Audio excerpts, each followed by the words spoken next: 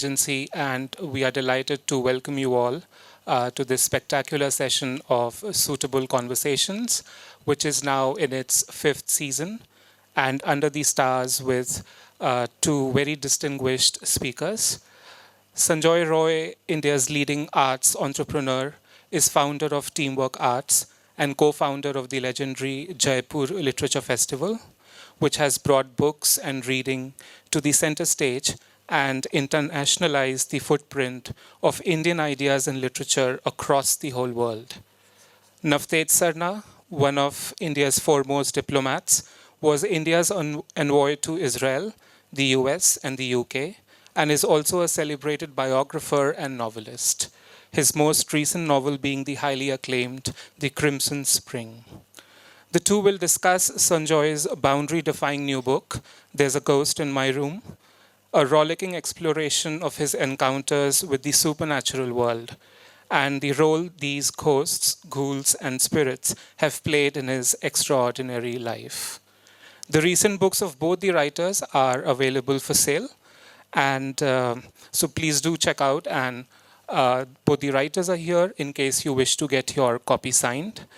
There will be an audience Q&A session at the end of this chat. That's it from you. Over to you, Sanjay and Navtej, for a suitably spooked evening.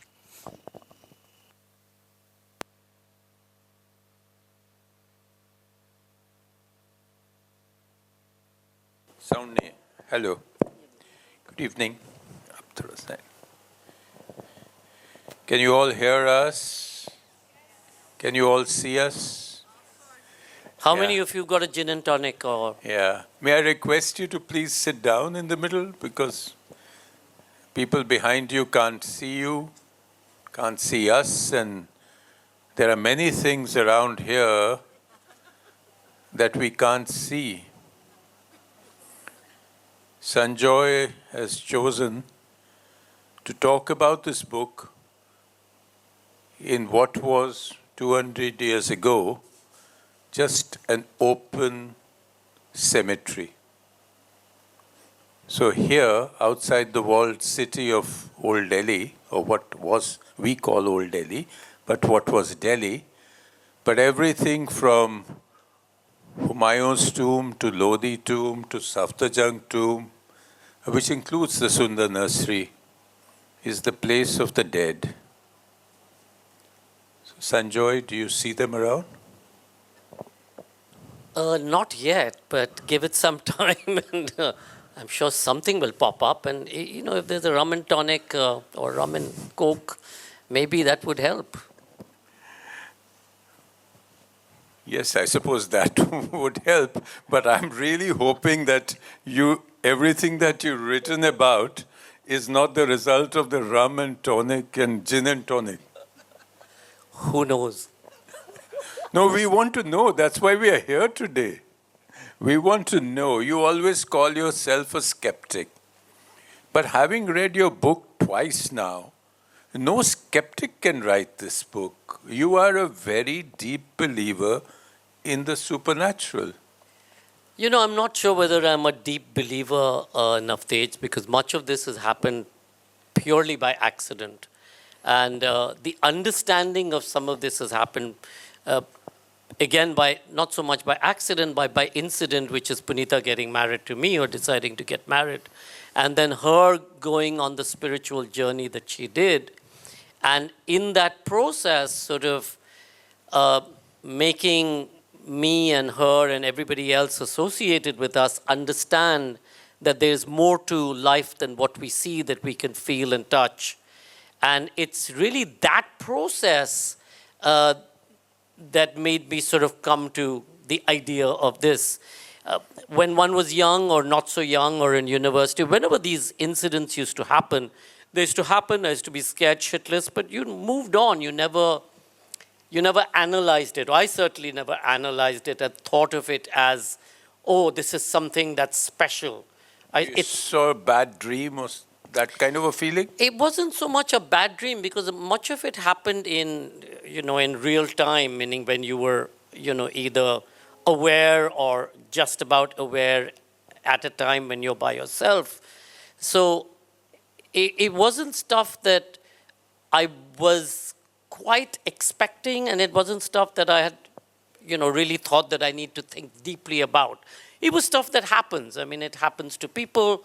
I mean, my family seemed quite comfortable with these things happening to them in Calcutta.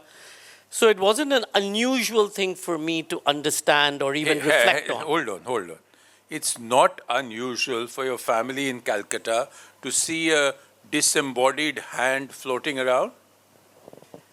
The family in Calcutta, at least in the Calcutta house, and there's so many stories which I don't know whether I've put all of them down, but the fact that they saw or they heard the goddess, which is our Ishdevta from the Thakur Badi there, sort of running up and down the corridors or eating amla, or one day the priest hadn't taken off her anklet, and my mommy, which is, what's a mommy?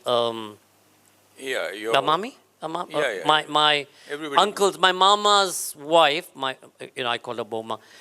So for her to then hear somebody running up and down the long corridors and hearing the jingling of the anklets, Navtej, next day when the priest comes, he opens the door, they put the gods to sleep.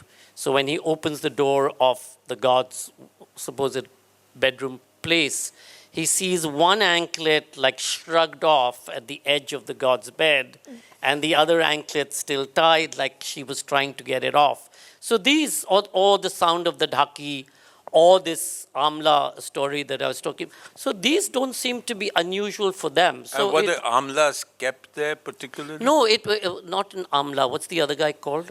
It's like a bear. Olive? Yeah. What is it?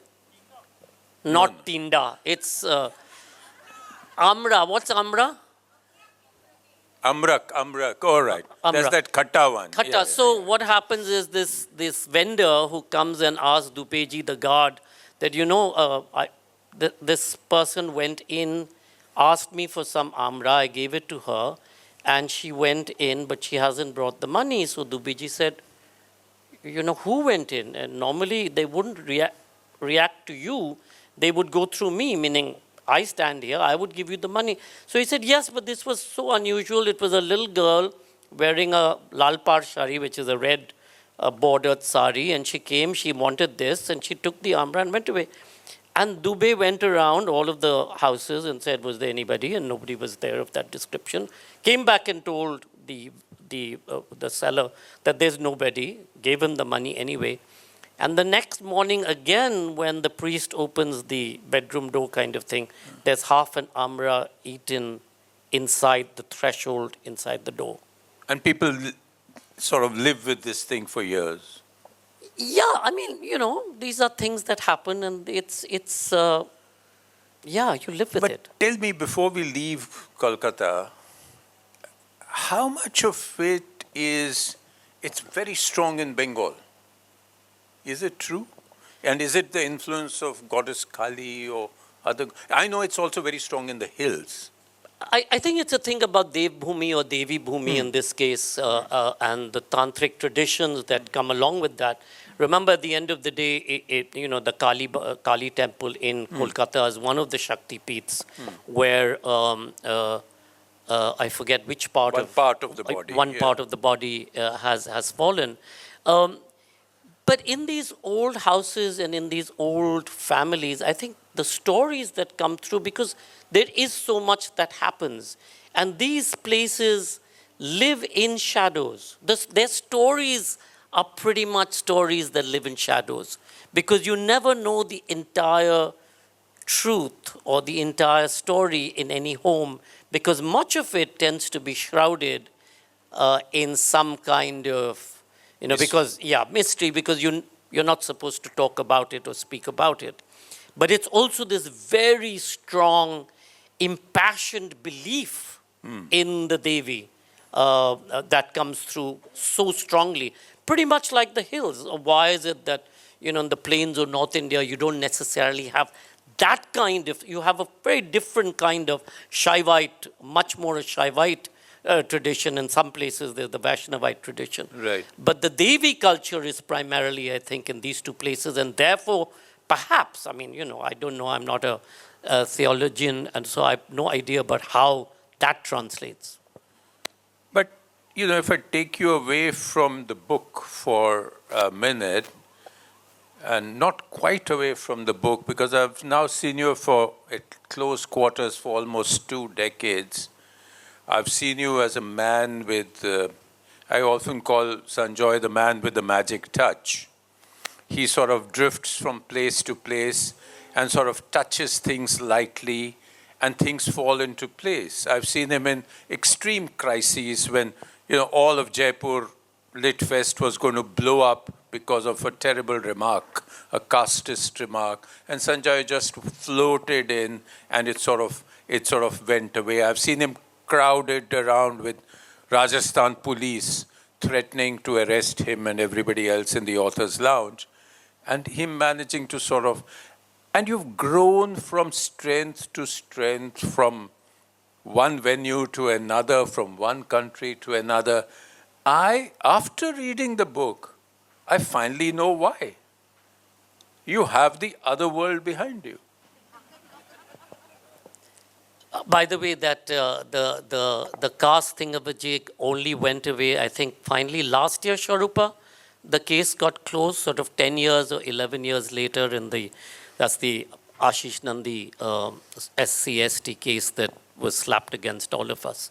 But, Navtej, till I wrote this book, and primarily due to Himali and Ranjana, and then very kindly HarperCollins agreeing to publish it, and Udayan and his colleagues editing it, I didn't think of this as anything extraordinary. It was stories that happened to us at various points of time.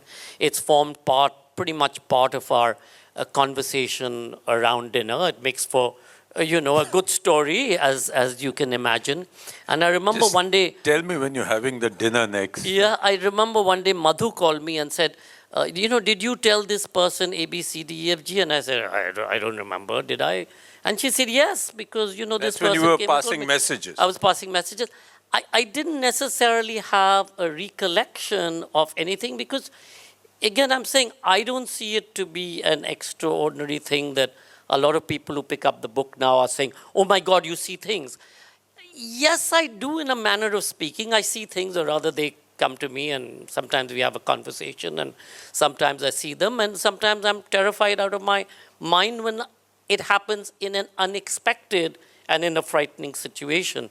The rest of it is par for the course. I mean, I do meditate for 5 or 10 minutes every morning, so I do receive messages, so I can call my colleagues and say, hey, I think the stage may collapse, or the tree may fall down, or, the lights may go off. By the way, you've spooked Karan Thapar by telling him you have a message for him. Well, I did get a message as I was speaking to Karan, which was, and I gave Karan a message later offline. Yes, I did get a message. So this going back, I'm not going to let you get away with this. You have to tell us how you became from somebody who was making films for Doordarshan and was really down and out, running on a shoestring budget, and then became this international impresario. I mean, you went to Edinburgh and said, here, I'm going to bring India to you. Tell us that story. So, as Navtej said, much of what's happened with us has been accidental, or certainly with me. I used to, in college, apart from going to jail and protesting and all of that, I used to be part of Theatre Action Group with Barry John. I began running that company for a while. That's where Punita and I met. And when Punita decided we had to get married, my father-in-law said, what do you do? So I said, I do theatre. So he said, no, I mean, what's your day job? So I'm like, no, I do theatre, I pay myself $1,000 a month. So he said, no, I mean, how are you going to support my daughter? And I'm like, no. I mean, your daughter is a manager in a big firm. She's supporting us. You can imagine that may not have been the best thing to have said. And before that, when Punita used to ask me, so what does your father do? I used to say, yeah, he works.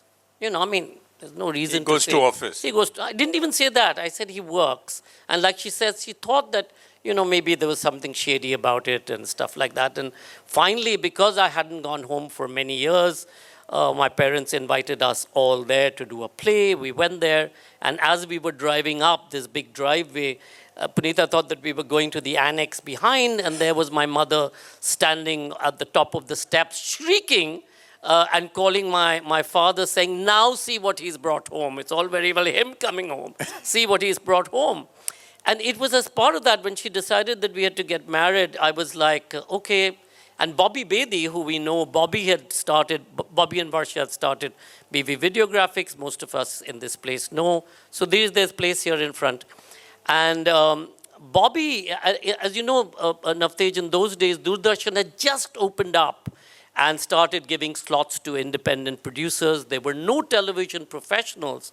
So people came to people like us in the arts to say, can you direct or produce or whatever. So Bobby had been coming to me for a number of months saying, I've got all of these slots, I have all of these programs, why can't you direct something or produce something? And I used to say, no way, I'm a theater person, I'm not going to do all of this nonsense, whatever stuff. Filmy stuff. All of this filmy stuff. And, Rags is here. All of us we were really impassioned about theater. And then I said, okay, let me join you. And in joining, what did we do? I basically employed everybody in TAG in BV Videographics. So we had a day job, and in the evening we could do our theater stuff. And then we set up Teamwork Films in 1988-89. And in those first few years, all we did was daily and weekly soap operas and game shows and food shows, because television had opened up. And in those days, you had Z and you had L and you had BITV and you had DD3 and all of this. And in those days, there was no concept of a season. So if you did a show and it was successful, it ran every week or every day, week after week, month after month, year after year. And many of our shows like Tol Mol Ke Bol and Chuna Lagake and Newsline and so on and so forth had run forever. And Sharupa, who's here, Sharupa and Manika, we used to meet on a Saturday afternoon meeting where we used to decide, which actor had run away with whom, so it had been written out, or who was badly behaved, or what's the next cuisine we were going to look at, or the next interview. And they both, one Saturday afternoon meeting, came up to Mohit and me and said, listen, we're brain dead, we can't do this anymore. And remember, in those days, we had to drive out from our homes in South Delhi to Noida, no D&D flyover. Pretty much early in the morning, go to one of the studios where we had our sets up, and then come back late at night after editing, because the tapes used to physically have to go to Bombay to be tested. From there, they used to physically be uplinked to, or sent off to Kathmandu for uplinking in the early days. All of that then changed. And so you didn't have, date night, or my parents are ill, or I am ill. We didn't have a break in our schedule because you just had to do it. So you burnt out. And, well, in those days, notionally, we didn't think we were burnt out. But what we realized later was that the television channels were living off the producers, because typically they gave you a 90-day, they took a 90-day credit period to pay you for your episode. This is after the pilot had been made and it's all of that gestation period. But typically it was 120 days because the channels themselves didn't have money. And we were running always on empty, so you had to continue to do more to just be. And so this was in 1995 that I think this happened. And Mohit and I looked at each other and we said, okay, if we don't want to do television, why don't we go back to doing the arts? And we had started something called Friends of Music. Some of the people in the audience may remember. And Friends of Music, Navtej, at that point really became the platform from where Indian Ocean and Parikrama and Orange Street and Mohit Chauhan and all of these people emerged. And because it was successful, we did the same in theater. We commissioned new writing in theater, not just off-Broadway, off-West End, but new writing, Sanjay Chauhan and whatever else. And we did the same in dance. We told Aditi Mangaldas and Daksha Sheth and Asta Debu, go do something that's interesting. And in all of that period, once we stopped television in 95, 96, we went bankrupt. We literally went bankrupt.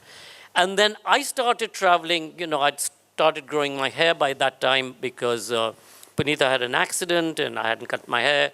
And our eldest son one day came to me, Aditya came to me and said, "Are you planning to grow your hair?" So I said, "Why?" So he said, "If you grow your hair, you can't come to my school." And I'm going, yes!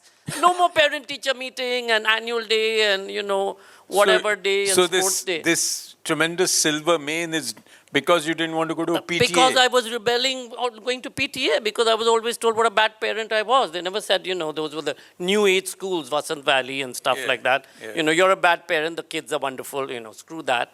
But so I grew my hair. And because my hair was long, Navtej, whether it was in the UK where I used to go and do some lecturing and stuff or training on the arts or training for the arts, people used to think, oh, he speaks our language. So diversity was a big thing. So I ticked the diversity box. And you ticked the RT box. And I ticked the RT box. So we created a fairly substantial network. And in 1999, 2000, when Punita and I first went to Edinburgh, I remember all my colleagues, Sharupan, used to say, "Why are you wasting so much of money?" We were really down and out at that point of time. And my thing was that, why don't we have platforms for work from India, given that we have such amazing stuff, but we never see it mainstream Was in the any West of these open places. to that? I think, our first adventure, which was the Edinburgh Festivals, and across the Edinburgh Festivals, it was hugely appreciated because they'd never, for 60 years, the Edinburgh Festival had never programmed anything from India which was mainstream. But they gave you a sort of a closet or something to showcase Shah Rukh Khan. That was funny. The thing is, in Edinburgh, there's 7 different festivals. The Festival Fringe, the International Festival, the Literature Festival, the Music Festival, the Film Festival, blah, blah, blah. So what we did is we programmed across. So while in the International Festival, we told them, I think Brian was the then director, I said, why don't we do an all-night music concert? Because that's the tradition in India.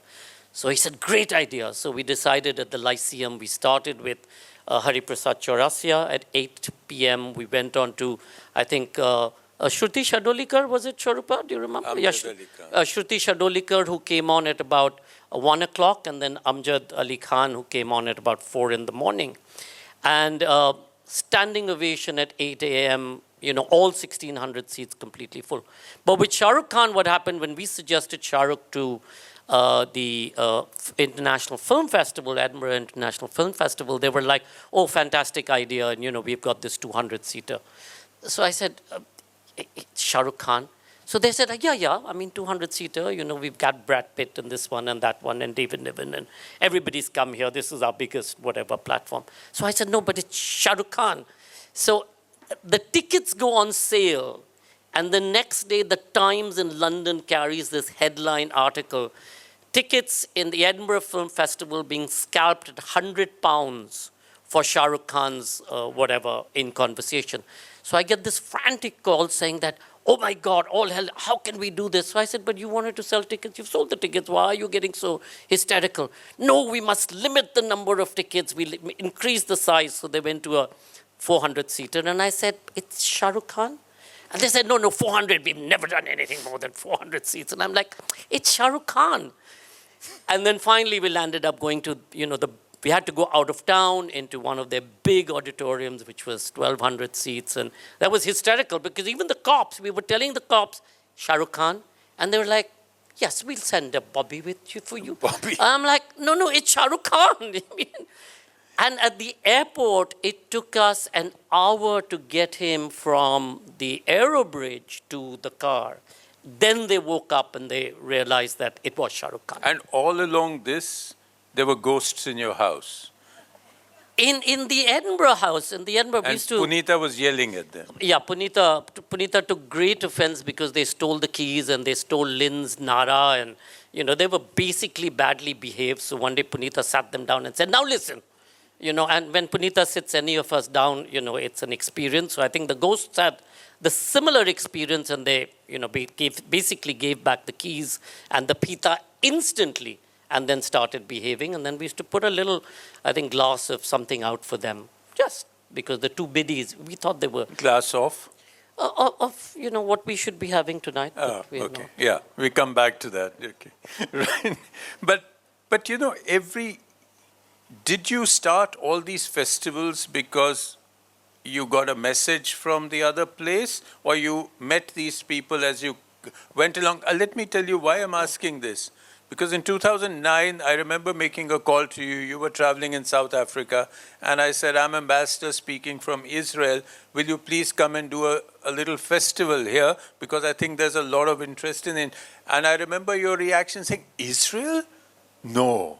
Israel? No. I said, just be my guest for about a week or something, and then take a call. So did you get any message beyond mine? Or So it's so funny that you talk about Israel. At that point of time, Avik, our youngest son, used to be the head of the support group for Palestine, or the disinvestment in Israel program in Amherst in Massachusetts in his university.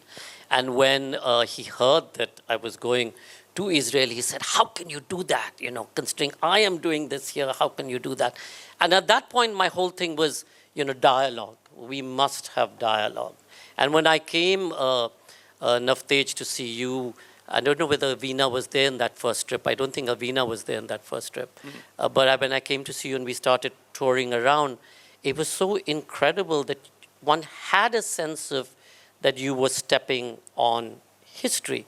And I remember that first walk we did in Jerusalem as we went through the gate. And I stood there, and Navtej was trying to explain how every street there, you have the Ethiopian quarters married to the Islamic quarters, married to the Catholic quarters, married to the Jewish quarters. And I was like, but in 3,000 years, every American president thinks that he can solve this problem.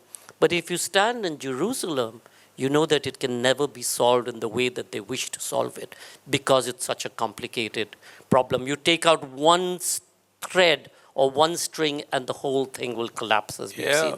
And I remember when we finally did the festival and we were staying in the Mishkenot Shanonim, which, as you describe in the book, is the India International Center of Jerusalem. I came to meet you in the morning and I said, how was the night?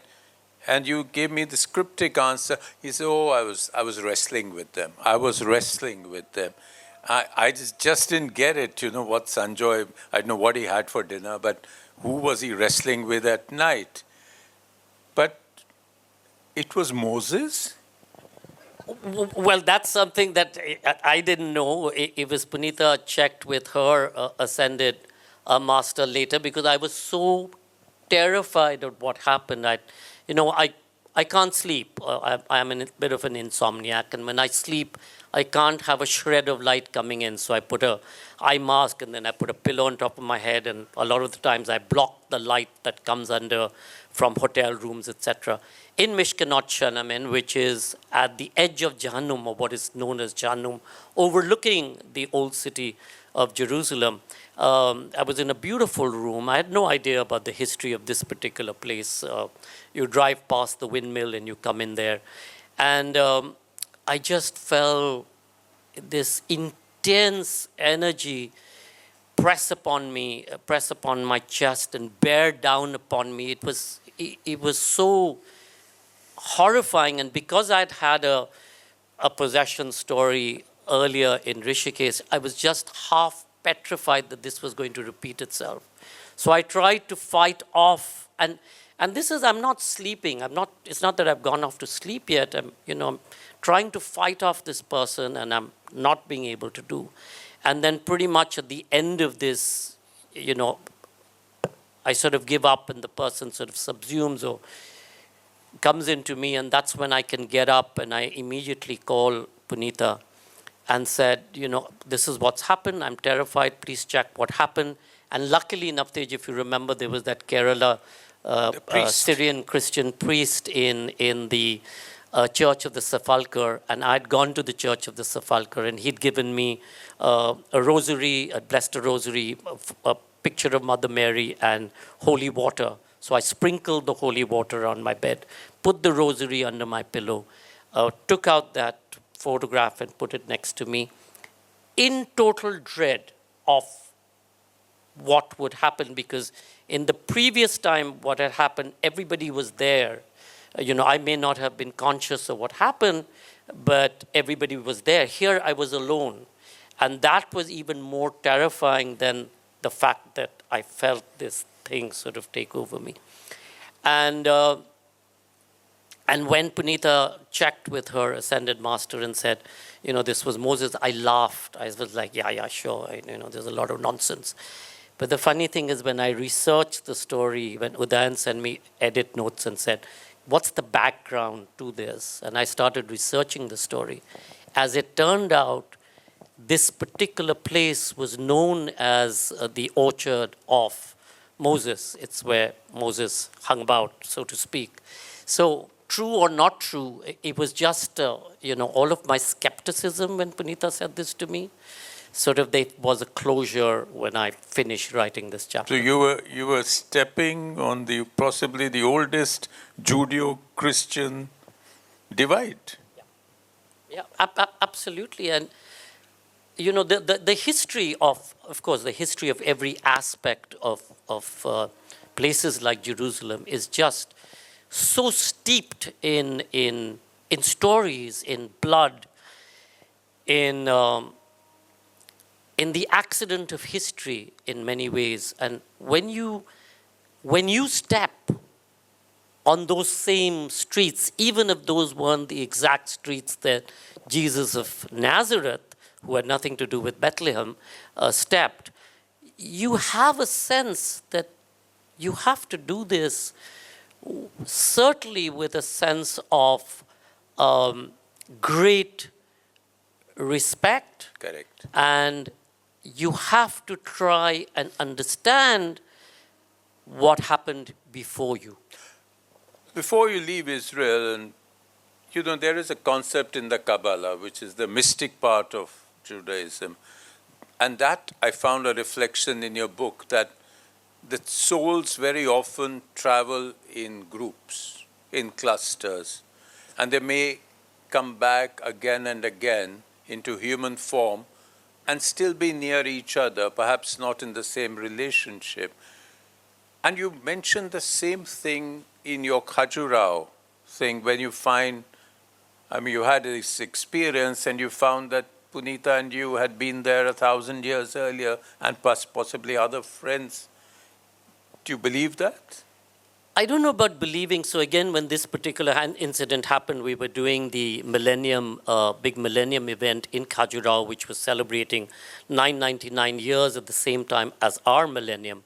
And the president was going to come, and we were doing a big thing with CII and the local guys and all of the tour operators and what's his name? And Kanti and Premila Poddar, etc. And at the end of that, we were sitting around.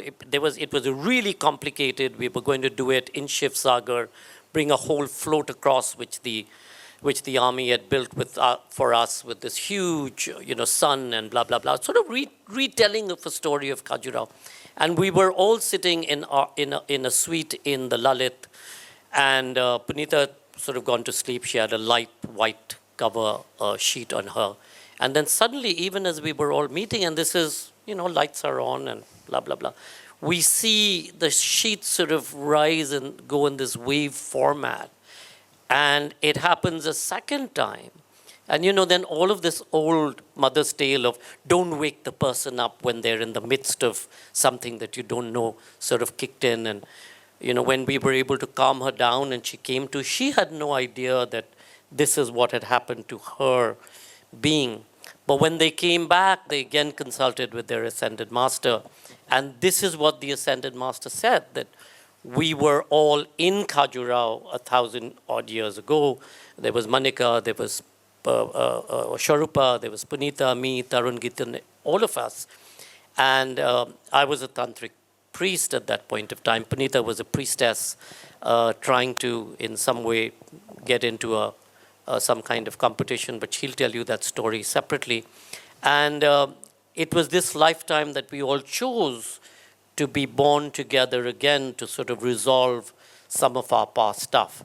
Now, when you're told that, or certainly when I was told this uh, at that point of time, I basically laughed. I wasn't even on that spiritual journey that Punita was in. And, I wasn't associated with the Karmic Research Center like they were. And I was pretty much a skeptic. The only reason I used to tell the kids, I said, mom's going to turn us into cockroaches at some point. So maybe we should go and, figure out what she's doing so that we can then turn her back into something. So, more about that I went to the center for the first time, and Gurudev, our ascended master, said, "To aa gaye." Oh, And he was expecting you. yeah, and he said, finally you've come. And then he said, go and get your antenna sorted out and go and do this Reiki thing. So we went to Adarsh Puri. I think all of us went, Sharupa, Dilip, Punita, me. Punita had already done it already, but they came back and we did this Reiki thing and, Which sorted is, out the antenna. regression? Is it regression? No, Reiki was just it's a healing Training. It's a healing thing.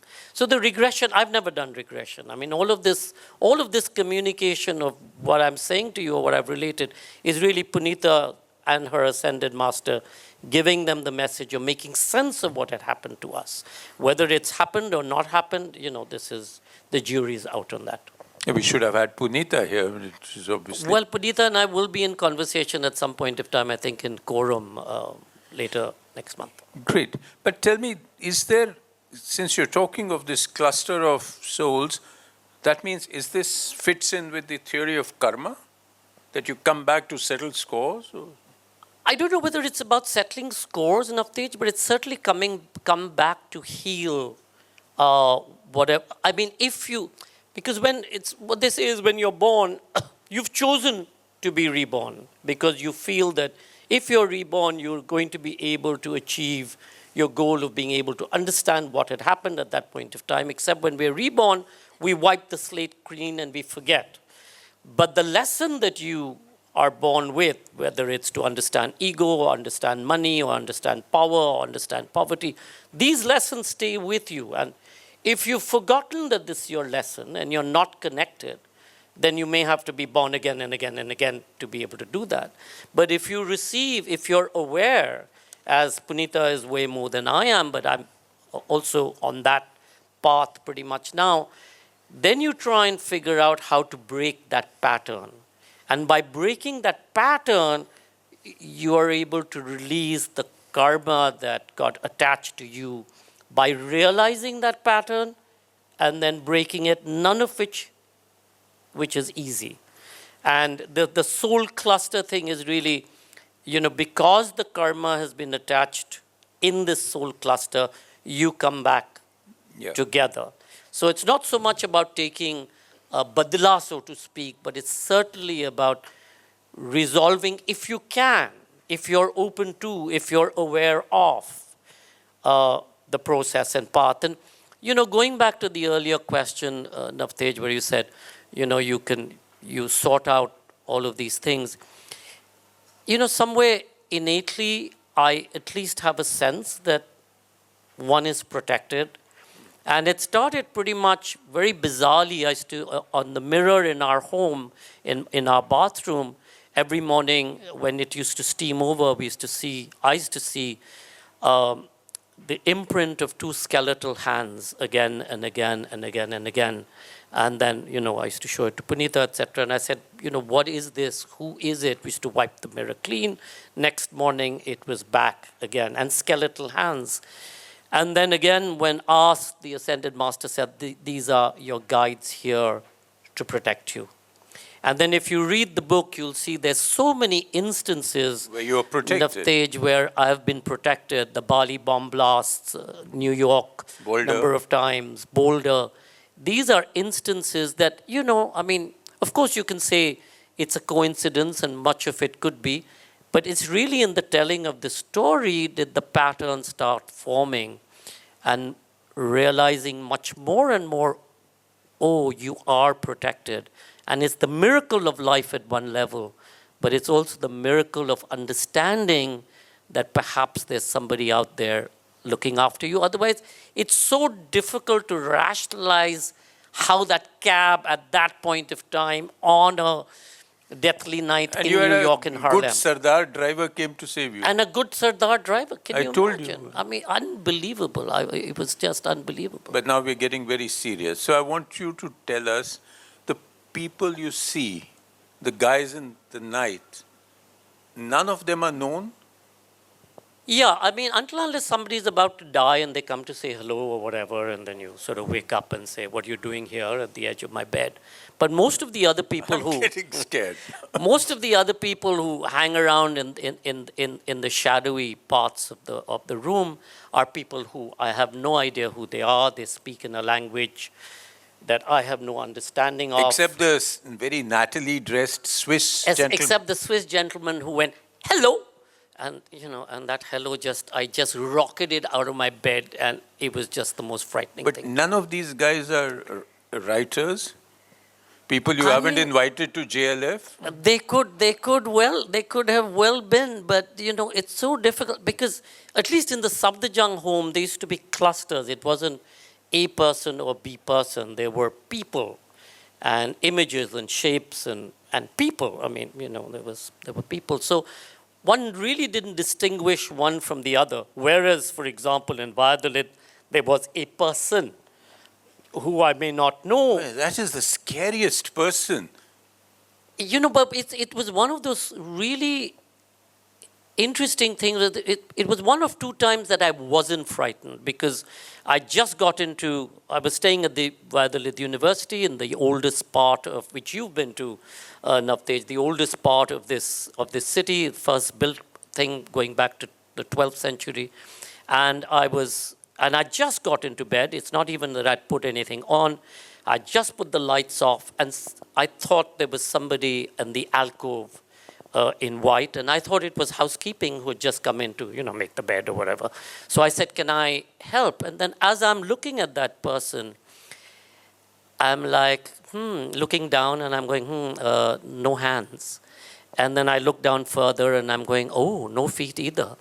And then I start focusing on the face, and it's like, no neck.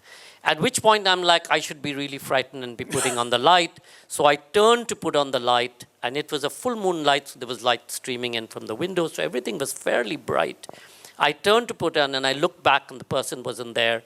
And then I turned again, and the person was standing by the window, and I thought against turning on the light. So I didn't turn on the light because I said, maybe it'll disappear. And this is one of the first times that I wasn't so frightened. And it was just such a, I looked at what I thought was a him. He looked at me, and we looked at each other very quietly. And again, while researching the book, I asked the universities to send me papers of the university, of its origins and inception, because Valladolid was the erstwhile capital of Spain. It's where Isabella marries Ferdinand and sets up the Spanish Empire, so to speak. But it's also the place where the Inquisition began. And when you walk the streets of Valladolid, I certainly can decipher blood streets. Even now, those stone streets are pretty blood-soaked. And when I was reading some of the research material that had been translated for me by the university into English, it was, again, there was this reference to this group of young mendicants who were persecuted, who used to live just on the other side of this bridge. And you had this vision? Of this a person, now whether he or they or she was the mendicant, I don't know, but it was a very gentle, very quiet, with a little topi kind of thing, white hat and white. I'm truly glad that I've been to all these places before hearing you and reading this book. I won't be able to get a minute's sleep in Lalit, in Khajuraho, or Valladolid, or Jerusalem any longer. I'm happy it's all behind me. In lesser knowledgeable times. But tell me, I don't know, Himali, how much time do we have? Do we have time for questions? Yeah, but before we get to questions, it's a fairly short book, 200 pages. And given your extrasensory perception, which I can now feel, I'm sure there are stories which you haven't included. Tell this audience a really scary one. I know that we dropped 2 chapters, right, Udayan? There was the whole Goa thing with Aditya. So our elder son, Aditya, in the first house that he took so all of us see some stuff. So we're sort of maybe tuned differently. So in his first house that he took, and the first time that I went to this house, which was this higgledy-piggledy house at the end of, in a sort of cul-de-sac at the end of this, street in Moira, in Nachinola. And I just sensed that there was a cemetery or a burning heart somewhere. And I kept saying, where is this, because you get a sense of. And I walked into that place and I'm like, this place is just, is just full of things that go bump in the night. And then in talking to our elder son, we realized that he used to rock himself to sleep night after night, literally just terrified of being there, but thinking that he needs to be a man and therefore, surviving these kinds of experiences that he was going through. And when you're doing that without an understanding, at least, today, when an incident happens, there is an understanding, so you accept it at a slightly different level. Or I wake up, Punita, and I said, this one is troubling me, send them light, or whatever it is to make them bugger off. Because a lot of the time they do it middle of the night, which is the worst time to be doing stuff to somebody who doesn't get much sleep. You want to hang around like a red orb on our ceiling. And I'm like, what the fuck? I mean, and that red orb you mentioned, all of you saw it. Yeah, I mean, Avik was like, Papa, what the fuck, yeah, what is it? I'm like, it's an ambulance thing going to Medanta, go to sleep. And he's like, no, yeah, our bedrooms are recessed at the back of the home. So, there's no light that can come through. And he was like, no, yeah, just look at it. I'm like, you just go to sleep, yeah. And then I was telling Punita, I said, Punita, tell it to be on its way and stuff like that. So I think we've also got used to this kind of stuff that goes bump in the night and don't necessarily make a big deal out of it. I think Aditya still in our Safdarjung home, in our Gurgaon home, Aditya in what is now Avik and Parul's room still senses somebody who comes and sits at the edge of the bed and recognizes the person with a scent, with their perfume. With a perfume. Mani, as in Mani and Navdeep, Mani has had many a conversation with my mother in their, what used to be their bedroom downstairs, with my mom coming and speaking to Mani and sort of, saying whatever, and how have you been, and have you had this, and tell the servants to do that, and whatever else. So, it's part of a family tradition. It's like making Christmas pudding. Oops. Okay. Christmas is on its way. Questions? Yes, please.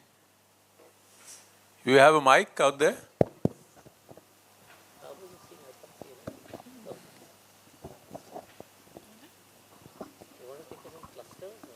Yeah. Let's see. Thank you. Hi, sir. So I want to ask, with your experience, why do you think these spirits, they are not able to cross the so-called realm? Or if you even think that there is any kind of realm at all apart from this very plain living or dead? Yeah, let's take a few more. You want more that's questions? actually a Punita question rather than a Sanjoy question. There's a hand up there. I think that's Madhu. No, it's the first here. Yeah, in the middle? Yes. Okay. Here you are. Yeah, thank you. Hi, sir. I've started reading your book. I'm Dr. Radhika Kapoor. I started reading your book, and my 10-year-old son, he picks up the book and says, "Mama, are ghosts for real?" So honestly, I didn't know what to answer. So I need your help for that. Right. Yes. Madhu, go ahead. Can I answer that? My daughter, when she was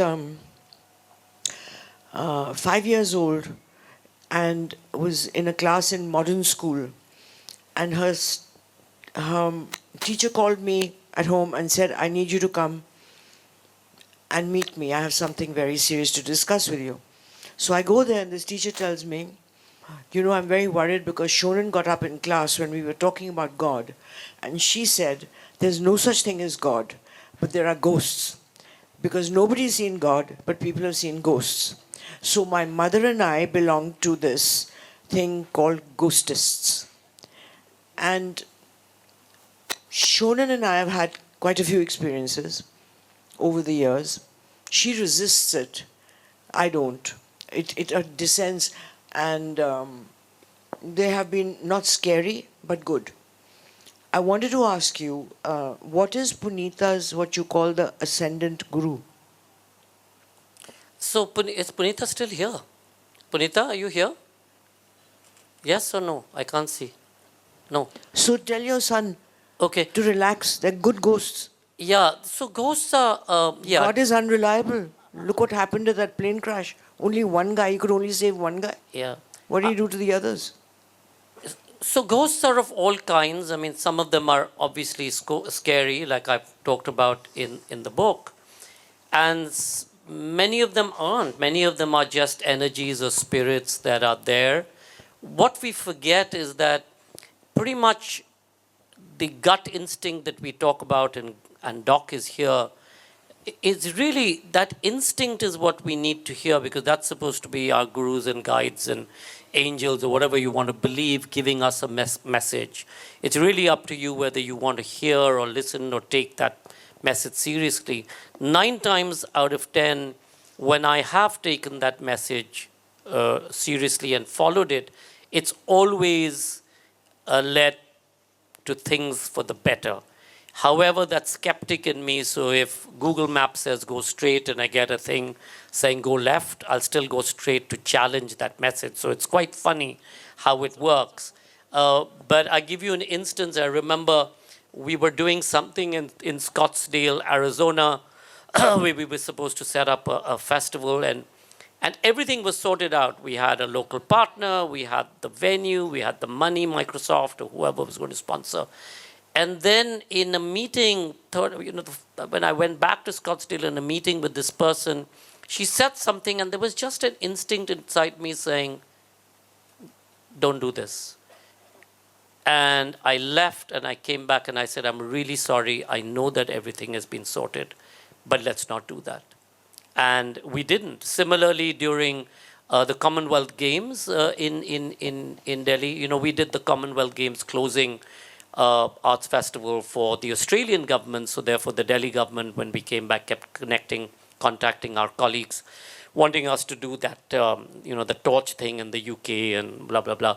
And my instinct was like, do not go near this for whatever it's worth. And my colleagues kept saying, listen, it's a lot of money. And they used to call my colleagues and say, what are you worried about? It's not about, you giving us additional money. You just tell us, we'll give you more money, you give it to us kind of stuff. But anyway, and I again said, let's not do it, because the instinct was so strong. And of course, we know after that, all of the CBI and all of the stuff that happened. So at one level, it's the instinct, which is quite different from seeing a physical apparition, which is a ghost, or sensing that there is something. I mean, just recently, our elder son's partner had ordered some furniture from Kunur, and she'd sent us a note. And, when I was meditating, I sort of sent her a message saying, if there's a cupboard like this that you've ordered or taken from them, please don't. And if the cupboard looks like this, it's got this kind of polish, it's got this kind of slats, it's got whatever, when you open it, it's got this, that. I said, please don't, because it's got energy that shouldn't come into the house. Or if you're going to bring it, make sure it's outside, sun it, leave it out for a while before you bring it into the house. So it's not just about, we've seen a ghost. Punita and I were in Perth. One of the stories that are not there is, we were in Perth and we went into this forest in Perthshire. And the minute we entered, it was maybe a bit like that, the darkness, and there may be things there. or maybe not. No, that's not what I meant. Um, but in Percha, for example, Something there? it's okay. Percha, you walk into that forest and you just feel that the trees have this incredible energy that, in this case, it was very calming, that surrounds you, that fills you, that they were angels and beautiful creatures. And so it's not about, oh, it's a ghost, which is a frightening thing. As Madhu said, there's also these very beautiful things that we don't understand that abound, and you have to be respectful at every point of time. And to that first question, what was the first question? I've forgotten, sorry. Just shout, I can hear you. How do you cross the realm? I don't really know what I understand by, because I'm not a practitioner. So, what I understand is that sometimes when something happens very abruptly, like it happened with this accident in Lodi Road, that spirit energy doesn't know what to do because he's looking at his body, but he's not being able to inhabit that body. And gets confused as to where he or she or they are. So the thing then is what we say, send it into the light.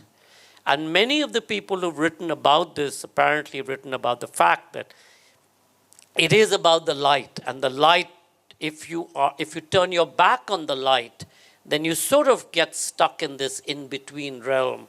Or you choose then to continue to stay in this in-between realm. So therefore, one of the things that I don't do in New York, Navtej, and New York's underground system as Madhu and Doc does, I just refuse to go into the underground. I just find the subway system in New York, apart from the vermin and people with hallucinogenics and mental health issues, I find it populated with not so nice spirits and energies. It's horrible. If I go into an underground station, I recoil. I just can't go into it at all. So there are these places where the darkness of one kind creates an inhabitation or attracts an inhabitation of a slightly negative, not slightly, very negative energy. Okay, a quick second round, because I know people must be getting cold. We'll come to Doc. Yes, please. Okay. My question is that in one particular anecdote you described that there was this friend of yours who in Goa, he's in a sort of ICU kind of situation where there's a L-shaped table, and you said that he tried to jump over that table and he knocked it over, and a bunch of heart-lung machines got knocked over. So I mean, I couldn't understand. I mean, that was really the telling of the story, because we were wheeling Punita into the ICU. We had this mad accident which had been foretold by this person who comes to see me every year. I call him Khopri, but he's a Shastriji. He reads faces.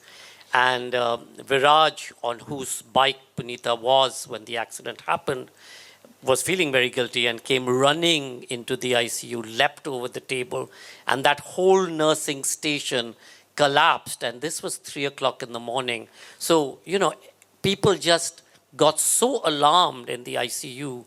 So you had all the weight sliding down because people just sat up, and, all of this heart-lung machine sort of taking us. It was really a hysterically funny situation rather than a tragic situation. But nobody died. But I mean, the heart-lung machine means that, are you just talking of glucon drips and random things, or are you saying that ICU kind of things? I mean, I said heart-lung machine, but ICU kind of things. It's a dramatic exaggeration, yeah. which appropriately brings us to Dr. Trehan. Thank you so much. Mike.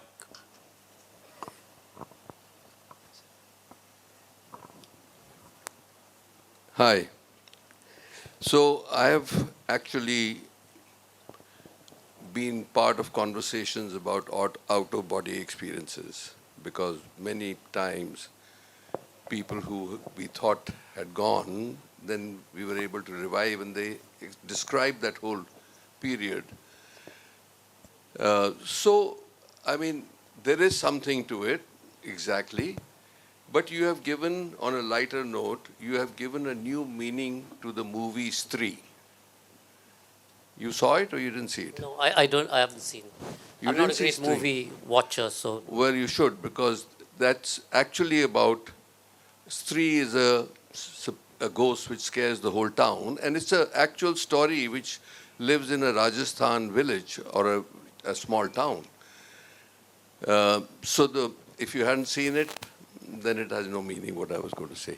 Because till tonight, I was thinking it was a very funny movie, but I don't know if I'll be able to sleep tonight.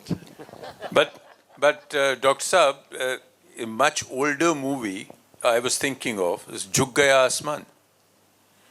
When the spirit comes out of the body and the body is being cremated and the spirit is taken away and it's the wrong spirit. And then they're looking for a body to put that spirit in. sounds like Jaane Bhi Do Yaro. Yeah, so you should see that movie too. Just going back to sacred spaces again, Philip is sitting here. Philip, when you go to Uluru, for example, and you walk around and you go to, Uluru dates back to 50,000 years where you see the cave paintings. Again, it's this ginormous geological stone setting. But you go there, you just sense that there are spirits of all kinds, not just of human beings, but of animals and peoples and reptiles and stuff, but all very, very gentle and ancient wisdom. Wisdom is the word that I was looking for. It's such a wise place, and it's a place that automatically you want to sit and perhaps meditate. Correct. And receive that kind of knowledge that the ancestors had. Or even in some places in South Africa, for example. Well, there's a very, very similar place. You talked of Jerusalem, under the Dome of the Rock. The Dome of the Rock, which is not a mosque, it's a shrine. Under that, when you go down, you find the original rock. And that is the rock on which, Isaac was to sacrifice his son. That is the rock from which Prophet Muhammad is supposed to have gone up to heaven for his miraculous journey. So in that little cave under the Dome of the Rock, which is perhaps about 3 times the size of this little stage, you can feel, something special. I couldn't put it in, the sort of words that you can, but you feel a vibe in a sense, because thousands and thousands of people have meditated there. And it's you get a very special feel. And it's got all sorts of meanings that place in different religions, which essentially mean that this is a place where all the souls gather. It's like a portal. It's like a portal. And I remember, Navtej, when we took Tiger Pataudi and Sharmila there into this into this space, and I think that was Tiger's last time that he ever sort of left, this country, and came back, went to hospital, and then he passed. Yeah, he was very reluctant to go there because he thought he'd have political problems. Yeah. But once he went and sat there, I think that... And the energy was so strong that Sharmila, if you remember, was completely... She needed... And we had to take her out, and, she couldn't, Yes. There's a question on you both hear sides. me? There's a question there, and then... Can you hear me? Yeah. Where are you? Here? Yes. Okay, Can you hear? Now we can Okay. hear you, but can't see you. Yeah. So, the story about Rishikesh and your rafting, you got hit on the head really badly with the oar, and then you were swimming and racing, and then you felt something overpowering you, right? And after that, you just hung on to this bottle of vodka, which you kept drinking for a very long time. right? Don't you think that these two things had some effect on? Yeah, maybe. Maybe. I mean, it was. Also, plus you are quite a sensitive person, as is evident from the book and from what you said today. But again, psychologically, just a dead body floating past you can be a very horrifying experience as well. So all these things can come together to create confusion in the head. It could well be. I mean, dead bodies are less frightening for me because one sees them every day in Varanasi when we do our festival, so that's not such a big deal. The hit on the head was more, it was a glance rather than a hit on the head. And when we came back, they took me straight to Ashlok to do an EEG, and there was, nothing there. And, when we boarded the bus in Rishikesh, and because I was flying off the bus seat with these 5 people trying to keep me down, but I kept, flying off with this extreme energy that had overtaken me. It's not that, my telling of the story in this is the version that I have from everybody.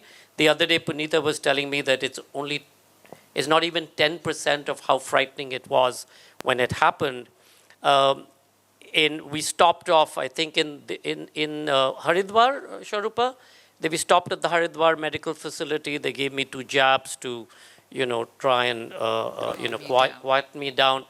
But it pretty much continued for a while, and I was totally out of it. I had no understanding. I mean, the telling of this is really not my version of it.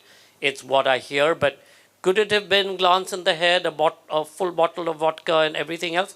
May well have been. I mean, And not sleeping as well? I did sleep. But I went back to the tent. I did sleep. There So, was, yeah. and Great. also because you are very susceptible, you're susceptible to suggestion. So the neural pathways also develop in that manner, and they become quite strong. So then the brain tends to go back to that sort of thinking. Right. Science? Doc can give you an answer. I'm not the doctor, so I have no idea. Did I flip out? Possibly. That's what Well, everybody thought. I think this but is yeah. something which, you'll never know until you're there. But It's like, it's like Mala Singh called me after I wrote the book and said, Sanjoy, how could you have written this? You're so brave to have done it. I said, why? She said, I have so many of these stories. I've never shared it with anybody. I said, why not? She said, because people will think I'm mad. I said, Mala, you are mad. And anyway, I don't have any such issue because everybody thinks I'm mad. So, it's no big deal. So, Mala's listening, Sanjay. Am I mad? Possibly. I mean. Right? So, ladies and gentlemen, big hand for Sanjoy Roy. Thank you so much, Navtej. And, it's such an honor to be sitting with somebody who's written 21, 22, 23, whatever number of books. That's number. I have no idea how they do it, by the way. When I finished, I was telling Himali, and this is a story I keep telling everybody, I called Himali just before it went to press after Udayan had done the last lot of edits. And I said, Himali, just give back the advance. Tell them this is a bad idea. And I shouldn't be writing this book because I'm not a writer. I'm just an accidental writer. I love reading. But thank you so much, Navtej. And thank you to HarperCollins and Himali and Udayan and everybody for making this happen. Thank you. Thank you. Thank you. Thank you, Sanjoy and Navtej, for that conversation full of wonder and intrigue. And thank you, everyone, for coming tonight. Thanks so much from all of us at A Suitable Agency, and we hope to see you again soon. Thank you.